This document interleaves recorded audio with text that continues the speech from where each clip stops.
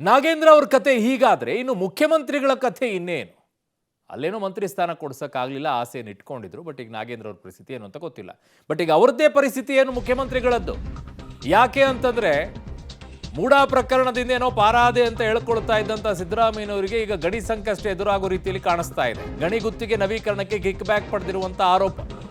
CM ವಿರುದ್ಧ 500 ಕೋಟಿ kick back ಆರೋಪವನ್ನ ಮಾಡಿದ್ದಾರೆ.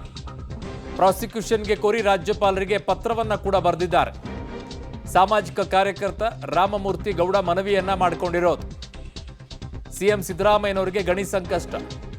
ಇದು ಮೊದಲನೇ ಬಾರಿ ಮುಖ್ಯಮಂತ್ರಿ ಆದಂಥ ಸಂದರ್ಭದಲ್ಲಿ ಆಗಿರುವಂಥ ಕಿಕ್ ಬ್ಯಾಕ್ ಪಡೆದಿರುವಂಥ ಆರೋಪವನ್ನು ಅವ್ರು ಮಾಡ್ತಾ ಇರೋದು. 500 ಕೋಟಿ ರೂಪಾಯಿಯನ್ನು ಕಿಕ್ ಬ್ಯಾಕ್ ಪಡೆದಿದ್ದಾರೆ ಅಂತ ಹೇಳಿ ಅದರ ಇನ್ ಡೀಟೇಲ್ ಆಗಿ ನಿಮ್ಮ ಮುಂದೆ ಹೇಳ್ತೀವಿ. ಯಾಕೆ ಈ ಆರೋಪ ಬರ್ತಾ ಇದೆ, ಏನಾಗಬೇಕಾಗಿತ್ತು, ಇದಕ್ಕೆ ದಾಖಲೆಗಳೇನಿದೆ, ಸಾಕ್ಷಿಗಳೇನಿದೆ ಅನ್ನುವಂಥದ್ದು ಕೂಡ ಮುಖ್ಯವಾಗತ್ತೆ. ಸೊ ಆ ನಿಟ್ಟಿನಲ್ಲಿ ಈಗ ನೋಡೋಣ ಏನು ಅಂತ. ಗಣಿ ಗುತ್ತಿಗೆ ನವೀಕರಣಕ್ಕೆ 500 ಕೋಟಿ ಕಿಕ್ ಬ್ಯಾಕ್.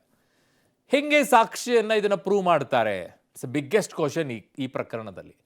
500 ಕೋಟಿಯನ್ನು ಕಿಕ್ ಬ್ಯಾಕ್ ಪಡೆದಿದ್ದಾರೆ ಅನ್ನೋದನ್ನು ಹೇಗೆ ಸಾಬೀತು ಮಾಡ್ತಾರೆ ಅನ್ನೋದು ಒಂದು. ಎರಡನೆಯದ್ದು, 2015ರಲ್ಲಿ 8 ಗಣಿ ಗುತ್ತಿಗೆ ನವೀಕರಣವನ್ನು ಮುಖ್ಯಮಂತ್ರಿಗಳು ಮಾಡಿದರು. ಏನು ತಪ್ಪು ಅನ್ನುವಂಥದ್ದು ಸಹಜವಾಗಿ ನಿಮಗೆ ಬರುತ್ತೆ. ಬಟ್ ನಿಯಮದ ಪ್ರಕಾರ ಅಲ್ಲಿ ಇದ್ದಿದ್ದೇನು ಅಂತಂದರೆ ಹರಾಜು ಹಾಕಬೇಕಾಗಿತ್ತು. ಅದರ ಬದಲಾಗಿ ಇವರು ಗಣಿ ಗುತ್ತಿಗೆಯನ್ನು ನವೀಕರಣವನ್ನು ಮಾಡಿಕೊಡ್ತಾರೆ. ಓಕೆ, ಹೇಗೆ ಮಾಡಿಕೊಟ್ರು ಅಂದಾಗ ಅವ್ರು ಹೇಳೋದು 500 ಕೋಟಿ ಕಿಕ್ ಬ್ಯಾಕ್ ಪಡೆದ್ರು ಅಂತ. ನವೀಕರಣ ಮಾಡಿಕೊಟ್ಟಿದ್ದಕ್ಕೇ ಕಿಕ್ ಬ್ಯಾಕನ್ನು ಪಡೆದಿದ್ದಾರೆ ಅನ್ನುವಂತಹ ಆರೋಪವನ್ನು ಈಗ ದೂರುದಾರರು ಮಾಡ್ತಾ ಇರೋದು.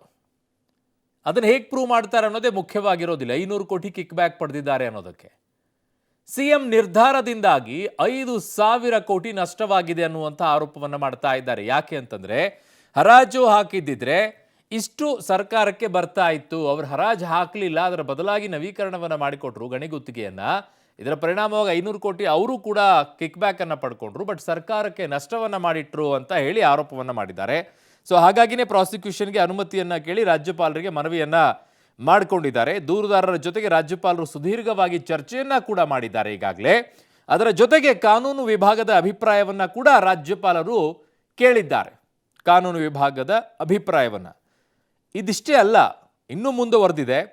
ಸಾಲಿಸಿಟರ್ ಜನರಲ್ ಜೊತೆಗೆ ಚರ್ಚಿಸಿ ರಾಜ್ಯಪಾಲರು ಮುಂದಿನ ನಿರ್ಧಾರವನ್ನು ಕೈಗೊಳ್ಳಲಿದ್ದಾರೆ. ಹಾಗಾಗಿ ಒಂದು ಕಡೆಗೆ ಮೂಡಾದಿಂದ ನಾನು ಪಾರಾದೆ ಅಂತ ಹೇಳ್ಕೊಳ್ತಾ ಇದ್ದಂತಹ ಮುಖ್ಯಮಂತ್ರಿಗಳು ಈಗ ಈ ವಿಚಾರದಲ್ಲಿ ತಗಲಾಕೊಳ್ತಾರಾ? ಸದ್ಯಕ್ಕೆ ಆಗಿರುವಂಥ ಬೆಳವಣಿಗೆ ಇಷ್ಟೇ ಇದೆ. ಬಟ್ ರಾಜ್ಯಪಾಲರು ಏನಾದರೂ ಇದಕ್ಕೆ ಮತ್ತೆ ಪ್ರಾಸಿಕ್ಯೂಷನ್ಗೆ ಅನುಮತಿಯನ್ನು ಕೊಟ್ಟರೆ ಹೇಗೆ, ಯಾವ ರೀತಿಯಾಗಿ ಮತ್ತೆ ಎದುರಿಸಬೇಕಾಗತ್ತೆ ಮುಖ್ಯಮಂತ್ರಿಗಳು ಅನ್ನೋದು. ಯಾಕೋ ಎರಡನೇ ಬಾರಿ ಅವರು ಮುಖ್ಯಮಂತ್ರಿ ಆದಾಗಿನಿಂದಲೂ ಒಂದಾದ ನಂತರ ಅವ್ರಿಗೊಂದು ಸಂಕಷ್ಟಗಳು ಬಂದು ಒದಗ್ತಾನೇ ಇದೆ. ಕಾರಣಗಳು ಅನೇಕ ಇರಬಹುದು. ಬಟ್ ಇದು 2015ರಲ್ಲಿ ಮೊದಲನೇ ಬಾರಿ ಅವರು ಮುಖ್ಯಮಂತ್ರಿ ಆದಂಥ ಸಂದರ್ಭದಲ್ಲಿ ಮಾಡಿದಂತಹ ಕಿಕ್ ಬ್ಯಾಕ್ ಪಡೆದಂತಹ ಆರೋಪ ಅವ್ರ ಮೇಲೆ ಬರ್ತಾ ಇದೆ 2015ರದ್ದು.